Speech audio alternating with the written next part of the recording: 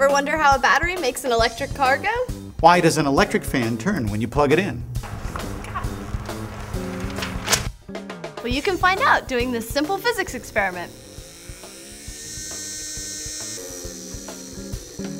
I'm Becky Thompson-Flagg. I'm Ted Hodap. We're physicists from the American Physical Society.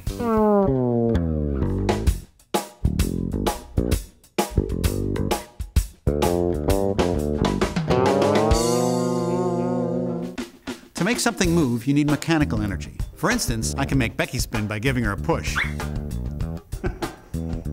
We get electrical energy from an outlet or a battery, but that energy by itself won't make Becky spin.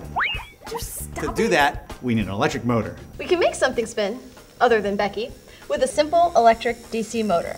With instructions you can find at the APS website, you can do this experiment yourself. The parts you'll need include a battery, two wires to create an electric circuit, and a couple of permanent magnets.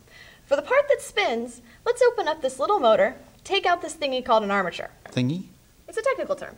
Let's see if we can make the armature spin outside of the motor so we can actually see what's happening. See these three sections on the armature? Each one is an electromagnet. First step is to be an electrician. Let's connect the wire. What? I need a screwdriver and a voltmeter. I'm being an electrician. You really only need chewing gum and tape. Let's connect a wire to each end of the battery. It's helpful to add a light bulb to the circuit so you know when the electric current's flowing. Complete the circuit and see if your light bulb lights. Great. Now let's tape two wires together like this. And bend the bare ends of the wire out to form a V. It should be about a 60-degree angle. The bare wires that form the V are called the brushes. They send current through the armature electromagnets. Now, use rubber bands to fasten the wires you tape together to this plastic cup.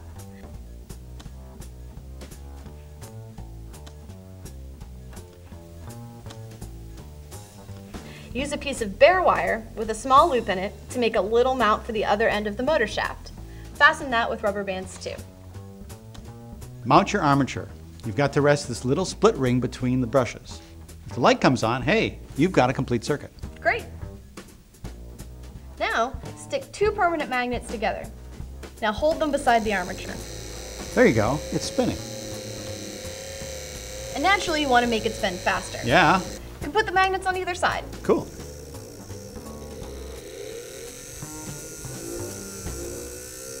So, the big question is, why does it spin? Well, let's do an experiment to find out, like a good physicist would. First, we have to check the polarities of the permanent magnet. Move the compass around the magnet. Look, the north pole of the magnet attracts the south end of the compass needle. The south pole of the magnet attracts the north end of the compass needle. As they say, opposites attract. Now for the electromagnets on the armature. Hold the armature upright and connect the brushes. Electricity is flowing through the electromagnets again. Measure the polarity of each of the three electromagnets. What do you find? Two of the electromagnets have the same polarity. One has the opposite polarity. Good job. Thanks. Which electromagnet's polarity is opposite? It's the one just below the brushes. Excellent. Now, if we slowly rotate the armature, what happens? The polarity of the electromagnets switch each time the armature turns 1/3 of the way around. Great!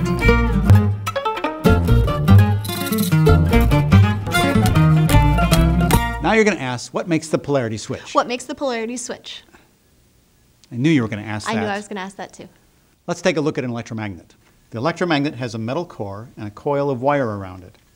When we send an electric current through the coil, it produces a magnetic field. You can make an electromagnet yourself out of a nail and a wire.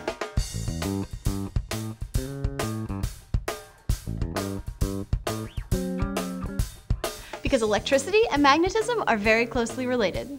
I know, I'm a physicist. Obviously. The south pole of the electromagnet is attracted to the north pole of the permanent magnet. Send the current in the opposite direction and polarity reverses. The north pole is now repelled by the north pole of the permanent magnet. The permanent magnet gives the electromagnet its push and pull. If we had three electromagnets wired together with one of them wired in the opposite direction, when we switch the current on, it would spin part of the way around. What good's a motor if you can't keep it spinning? Yeah. You want to keep it spinning. We can do that by switching the polarities in the armature electromagnets. Fortunately, the part that does that is already on the armature. It's the commutator. The commutator. The commutator. It's a simple device that switches the current. And I guess you're going to show it to us. Naturally. It's this tiny metal ring on the armature that's split into three sections. We'll make it bigger so you can see it better. Each section of the commutator is wired to one end of each electromagnet. The wire coils around the electromagnet and connects to the next electromagnet and to the next section of the commutator. The commutator. The commutator. So the current flows in through one section and out through one or both of the other sections.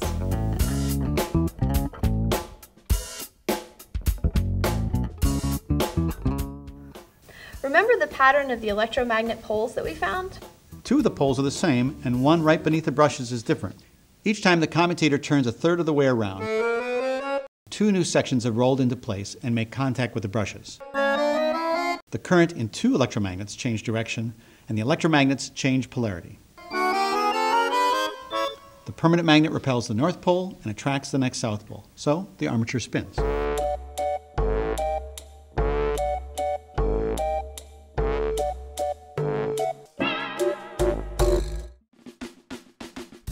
This clever arrangement was first figured out by physicist William Sturgeon in 1832. He invented the first commutator and the first DC motor. William Sturgeon, pretty clever. Hey, it was. Detailed instructions for this experiment can be found on the American Physical Society's website. Here's the website. aps.org, and search on keyword Teacher's Day. That's the end of the video. Roll credits.